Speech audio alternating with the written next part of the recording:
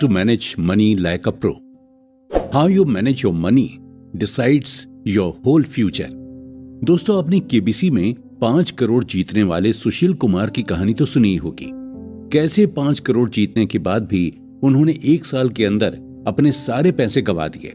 ऐसे और भी कई सारे एग्जाम्पल्स होंगे, जैसे विजय माल्या, सुब्रतो सहारा, अनिल अंबानी वगैरह। आपने ये भी सुना होगा कि कैसे मुंबई के एक भिखारी के पास 7 करोड़ की एस्टेट निकली, और कैसे कोई वड़ा पाव वाला जिसपे इनकम टैक्स की रेड गिरी और उसके पास 25 करोड़ रुपए निकले। वैसे अगर हम अपने घर पर देखें तो बहुत से लोग ऐसे होंगे जिनके घर में पहले कुछ भी नहीं था, पर अगर आज देखें तो वो काफी अच्छा कर रहे हैं और ग्रो भी कर रहे हैं। Money management is an art, और वो सीखने के लिए हमें फाइनेंशियल लिटरेसी सीखनी काफी जरूरी है। और अगर मैं बात करूं फाइनेंशियल लिटरेसी की, तो इट्स एन प्रोसेस जो आप धीरे धीरे एक्सपीरियंस के साथ सीखते हैं। आपका पैसों से क्या रिलेशन है, आपका गोल क्या है, ये डिटरमिन करना सबसे ज्यादा इंपॉर्टेंट होता है। जैसे सबसे बेसिक फंडा है वो ये कि हर साल इंडिया में इन्फ्लेशन मींस महंगाई 7% से बढ़ रही है। मतलब अगर कोई चीज आपने इस साल 100 रुपए की ली तो अगले साल आपको इसके लिए 107 रुपए देने पड़ेंगे। इसलिए 7% से ज्यादा ग्रो करना काफी जरूरी हो चुका है। हमारी 7% ग्रोथ तो इन्फ्लेशन खा ही रही है। इसलिए ऐसा कहा जाता है कि आज तक कोई बच्चा रिच नहीं बन सका। सेविंग्स इंपॉर्टेंट है, पर उस सेविंग्स को प्रॉपर इन्वेस्ट करना भी उतना ही जरूरी है। और अगर आपने गलत इन्वेस्ट कर दिया तो आपने सुना होगा ये लोगों को कहते हुए कि हमारी तो सारी सेविंग्स ही खत्म हो गई। मनी मैनेजमेंट के लिए इंपॉर्टेंट है कि आपको अपना बजट बनाना, एक्सपेंसेस ट्रैक करना और साथ ही साथ हर साल ग्रो करना, और इसके लिए जो भी जरूरी है वो स्टेप्स लेना बहुत जरूरी है। जैसे बात है 1991 की, जब इंडिया के पास बस इतना फॉरेन रिजर्व बचा था कि जो बस 15 दिन तक चल सके। यानी अगर ये खत्म हो जाता तो इंडिया कुछ भी इंपोर्ट नहीं कर पाता और काफी सारे बिजनेसेस खत्म हो जाते। लेकिन तब डॉक्टर मनमोहन सिंह, तो जो जब के फाइनेंस मिनिस्टर थे, उन्होंने पॉलिसी में चेंजेस किए, गवर्नमेंट की पॉलिसीज को लिबरलाइज किया और बिजनेस में प्राइवेटाइजेशन लेकर आए। और आज देखिए इंडिया एक फाइनेंशियली साउंड नेशन है। ये मनी मैनेजमेंट का क्लासिक एग्जाम्पल है। हो सकता है हम भी शायद उसी फेज में हों, इसका ये मतलब नहीं कि अब ये चीज ठीक नहीं हो सकती। Money management is very powerful tool. आप इसे सीख कर अपनी फाइनेंशियल कंडीशन को 360 डिग्री मतलब पूरी तरह से चेंज कर सकते हैं। पर्सनल फाइनेंस काफी ज्यादा कनेक्टेड चीज है, जैसे आपकी कमाई से लेकर उसे खर्च करने तक। इसलिए अगर आपने कोई भी स्टेप गलत ले लिया या स्किप कर दिया तो आपका सारा प्लान खराब हो सकता है। Money management means doing best use of money at every stage. चाहे आप सेव कर रहे हों, स्पेंड कर रहे हों या इन्वेस्ट कर रहे हों, वो उसका बेस्ट यूज होना चाहिए। अब किसी प्रो आदमी जैसा पैसा मैनेज करना यानी क्या करना, काफी सिंपल प्रोसेस है।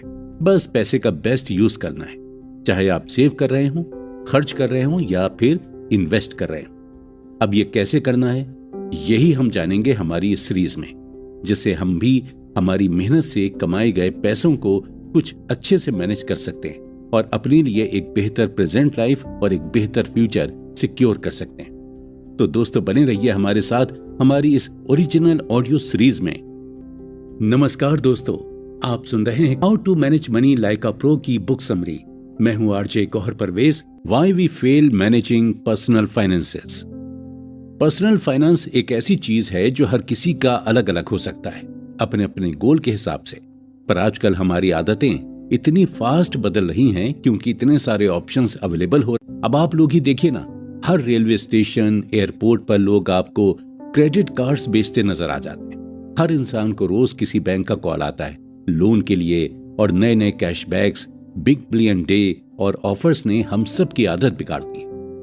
दोस्तों आजकल मार्केटिंग भी ऐसी हो गई है कि वो आपको प्रोडक्ट नहीं आइडिया बेचते हैं, और ये सभी जगह है, जैसे ब्यूटी प्रोडक्ट्स, टूरिज्म, न्यूट्रिशन, यहाँ तक कि बाहर लगने वाले फूड स्टॉल्स भी, और कहीं घूमने जाने के लिए कोई ट्रिप्स। ये सब हम इंस्टाग्राम, और हमारा ह्यूमन माइंड भी वही कैप्चर करता है जो हम सबसे ज्यादा देखते हैं। ऐसे में हमें ऐसा फील होता है कि हमें भी वहां जाना चाहिए। जरूरत नहीं होने पर भी सिर्फ FOMO means fear of missing out, ये हमें ऐसे सोचने पर मजबूर कर देता है कि अगर हम ये सब नहीं करेंगे तो हम बहुत पीछे छूट जाएंगे। इसलिए काफी सारे लोग पीयर प्रेशर में आकर के इसका हिस्सा बन जाते हैं। ये एक काफी बुरी मनी डिस्ट्रॉइंग हैबिट बन चुकी है। और आजकल जैसे मार्केट में क्रेडिट कार्ड्स आ गए हैं जो आपको कोई भी चीज लेने पर भारी डिस्काउंट देते हैं, लेकिन आपको ये नहीं पता होता कि इजी मनी के एक्सेस होने से हम लोग ओवर स्पेंड करना शुरू कर देते हैं। अब क्या है, कार्ड ही तो है, स्वाइप करना है बस। मैंने कुछ दिन पहले सुना कि कोई नया स्टार्टअप आया है जो बाय नाउ पे लेटर वाली स्कीम लेकर आया है। अब ये भी वही कर रहा है, हमारा कंजम्पशन एक्सपेंस बढ़ाने का काम। अब ऐप को पता है पैसे तो बाद में देना ही है और इसे यूज करने पर कैशबैक भी मिलता है। कुछ मोबाइल, टीवी, फ्रिज, एसी बेचने वाली कंपनीज जीरो कॉस्ट ईएमआई का आपको ऑफर देकर सारी चीजें खरीदवा रही हैं, जिसकी आपको एट द पॉइंट कोई जरूरत नहीं, पर आप वो ले रहे हैं जस्ट बिकॉज वो जीरो कॉस्ट ईएमआई पर मिल रहा है। बस वो आपके प्रेजेंट एक्सपेंसेस को बढ़ा रहा है। दोस्तों, पहले के जमाने में यह होता था कि लोग अपना बजट बनाते थे, फिर खर्च करके बचे हुए पैसे सेव करते थे। लेकिन वो लोग काफी ज्यादा पर्टिकुलर थे, जैसे हमारे मॉम, डैड या ग्रैंडफादर्स। लेकिन आजकल हम न्यू जनरेशन जो है वो थोड़ी फ्लेक्सिबल है और आजकल के बदलते हुए ट्रेंड से हम लोग बेयरली सेव कर पाते हैं। हम लोगों में से ना जाने कितने लोग होंगे जो लोग हर महीने की 20 तारीख के आसपास अपनी सैलरी पूरी तरह खत्म कर देते होंगे।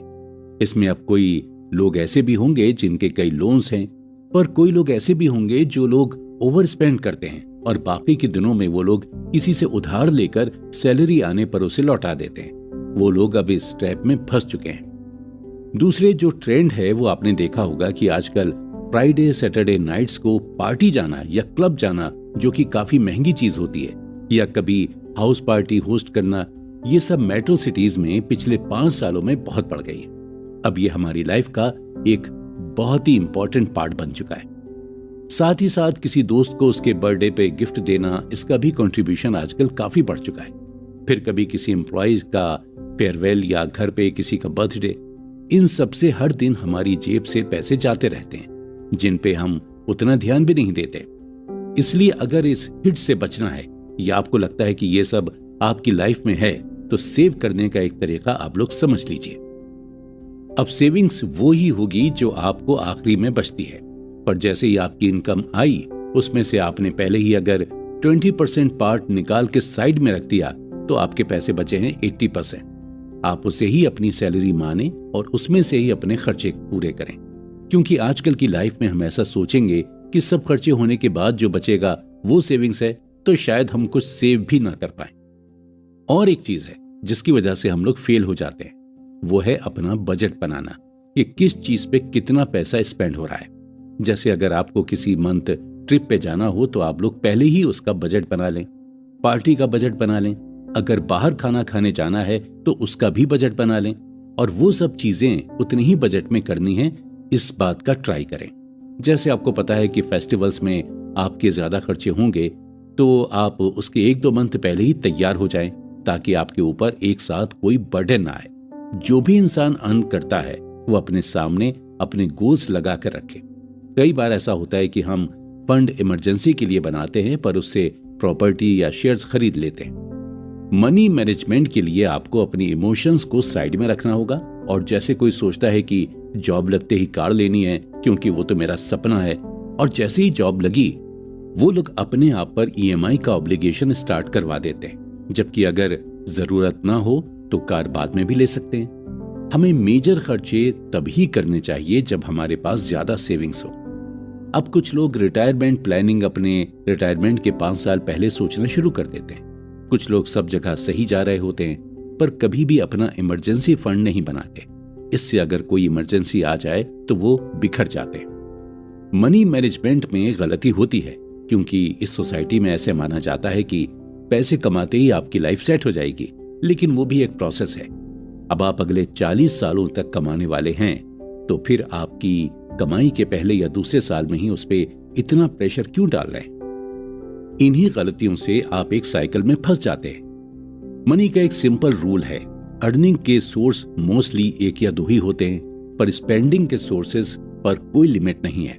इसलिए आपको उसे किसी कूपन की तरह नहीं देखना चाहिए कि आया तो उसे यूज कर लूं, या पैसे हैं तो कुछ कर लेते हैं। मनी मैनेजमेंट में अगर आप कॉपी कर रहे हैं तो वो सबसे बुरी चीज है। अगर आप सोचते हैं कि आपके फ्रेंड ने कार ले ली, घर ले लिया, तो आपको भी अब ले ही लेना चाहिए। हम सभी की लाइफ अलग अलग टाइम जोन में होती है। इन्वेस्टिंग लोन है तो किसी के पास 6-7 सोर्सेज ऑफ इनकम है, या किसी के पास पहले से ही एक अच्छी एस्टेट है। ऐसे में अगर हम उनके साथ कंपैरिजन कर वही चीज करेंगे तो शायद हम बुरी तरह से फेल हो जाएंगे। कई बच्चे ऐसे होते हैं जिनके ऊपर एजुकेशन लोन होता है। ऐसे में अगर वो कोई और दूसरा लोन ले लें तो बर्डन बढ़ जाता है। तो ऐसे में आपको सोचना होगा कि अगर कुछ अर्जेंसी ना हो तो पहले एजुकेशन लोन को पे ऑफ करें, उसके बाद दूसरे लोन की प्लानिंग करें। आजकल ऐसे ही दुनिया फास्ट हो गई है। लोगों को रिच भी फास्ट बनना है, कोई भी पेशेंटली वेट नहीं करना चाहता। इसलिए अगर आप उन्हें रिस्की इन्वेस्टमेंट्स बताएंगे तो लोग आजकल पीछे नहीं हटते, क्योंकि आजकल वो डायलॉग आ गया है ना मार्केट में, रिस्क है तो इश्क है। बिना किसी नॉलेज के लोग पैसा लगा देते हैं। अगर कोई पर्सन अच्छे से लोगों को कन्विंस कर ले तो 25 दिन में पैसा डबल जैसी स्कीम में भी लोग पैसा लगा देंगे। लेकिन लोग ये नहीं समझते कि इजी मनी जितना इजीली आता है उतने ही फास्ट वो आपका पैसा लेकर भी जाता है। इसलिए पैसा कैसा भी हो, उसे जितना सोच समझकर आप खर्च करेंगे उतना ही वो काम आएगा। अगर आप इजी मनी चेज करते हैं तो याद रखिए, इजी मनी में हर फायदा अपने साथ होने वाले नुकसान की उम्मीद को लेकर आता है। मनी मैनेजमेंट का काफी इंपॉर्टेंट हिस्सा है बार्गेनिंग या नेगोशिएशन।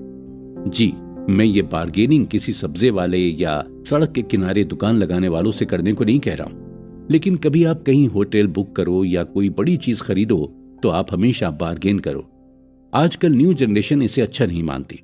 वो सोचती है बार्गेनिंग से आपकी इमेज खराब होगी। लेकिन पैसे मैनेज करने का सबसे अच्छा तरीका है हर चीज कम से कम में खरीदो। 10 जगह देखो, कूपन्स मांगो, रेफरल मांगो, सब कुछ। आजकल किसी चीज के लिए फुल प्राइस देना सिन मीन्स पाप है। इससे शायद आपके पैसे कम बचें, लेकिन आप में एक डिसिप्लिन आएगा पैसों को लेकर, और आप किसी चीज में ओवर स्पेंड करने से बचेंगे। Changing money habits. दोस्तों, 8 नवंबर 2016 को हुए डीमोनेटाइजेशन से इंडिया में एक रिवॉल्यूशन आ गया। प्राइम मिनिस्टर ने फेयरनेस बढ़ाने के लिए और सिस्टम को और स्ट्रॉन्ग करने के लिए डिजिटल करेंसी को प्रमोट किया, और उसके बाद भी कई सारे इनिशिएटिव्स लिए गए जिससे ब्लैक मनी सामने आए। उसी समय इंडिया में पेटीएम, फोन पे, भारत पे, गूगल पे, भीम ऐप जैसे यूपीआई बढ़ने लगे। अभी हाल ही में मोदी जी प्लास्टिक मनी वाला कॉन्सेप्ट को लेकर आए हैं। अब इन सब का रीजन था कि कोई भी ट्रांजैक्शन चुपके से ना हो। अब अगर हम 20 रुपए का दूध भी लेते हैं तो यूपीआई से पे करते हैं तो हमारे बैंक अकाउंट में शो होता है। इसके फायदे तो काफी सारे हैं, लेकिन इसका एक नुकसान भी है। हम फील नहीं कर सकते एक्चुअल में हम कितना पैसा खर्च कर रहे हैं। वहीं अगर कैश हमारे पास से जाता है तो हमें महसूस होता है कि हाँ, हमारा खर्च हो रहा है। अब मैं आपको एक किस्सा सुनाता हूं, 2 दोस्तों का। यश और चेतन दोनों बचपन के दोस्त हैं। साथ में पढ़ाई कंप्लीट की और साथ में ही मल्टीनेशनल कंपनी में जॉब भी लग गई। तब दोनों ने क्रेडिट कार्ड लिया और डिसाइड किया कि हर वीकेंड वो दोनों साथ में किसी 5 स्टार में डिनर करने जाएंगे। दोनों साथ में गए, अच्छे से डिनर किया। चेतन ने अपने कार्ड से बिल दिया, दोनों को काफी अच्छा लगा। फिर नेक्स्ट वीकेंड पर साथ में गए। इस बार यश ने अपने कार्ड से बिल दिया, फिर दोनों घर चले गए। अब जब 3rd वीकेंड पे वो दोनों गए तब चेतन अपना कार्ड लाना भूल गया, और जब बिल आया तब चेतन ने कैश पेमेंट किया। अब बारी थी यश की। तब यश ने चेतन को कॉल किया कि चलो आज मेरी ट्रीट है। तब चेतन ने कहा कि यश, अब ये बंद कर देते हैं भाई। तो यश ने पूछा, क्या बात है, कोई दिक्कत है या तू बोर हो गया है? तो चल किसी और फैंसी रेस्टोरेंट में चलते हैं। तब चेतन ने कहा कि भाई काफी खर्च हो जाता है, ये मुझे तब पता चला जब पिछली बार कार्ड घर पे भूलने से मैंने कैश पेमेंट किया। हम जब पूरा 1 महीना काम करते हैं दिन के 8 घंटे तक, तब जाके हमें ये सैलरी मिलती है, पर कार्ड पेमेंट से कभी जेब पे उतना बर्डन नहीं आया लेकिन आज जब अपनी मेहनत के पैसे इतनी जल्दी खत्म होते हुए दिखाई दिए तो लगा कि हम ओवर स्पेंड कर रहे हैं और अब हमें थोड़ा संभल जाना चाहिए। लाइफ में बाकी रेस्पॉन्सिबिलिटीज भी तो हैं। तब यश को भी समझ में आया कि कार्ड इशू करने के बाद उसने भी कितना सारा ओवर स्पेंड किया है कि अगली सैलरी का 60% अमाउंट कार्ड बिल पे करने में ही जाएगा। दोस्तों, हम में से बहुत कम लोग हैं जो अपना बैलेंस चेक करते होंगे, पर वॉलेट का ऐसा है, हमें समझ में आ जाता है। अक्सर जब वॉलेट खाली होते रहता है तो हमें अच्छी फीलिंग नहीं आती।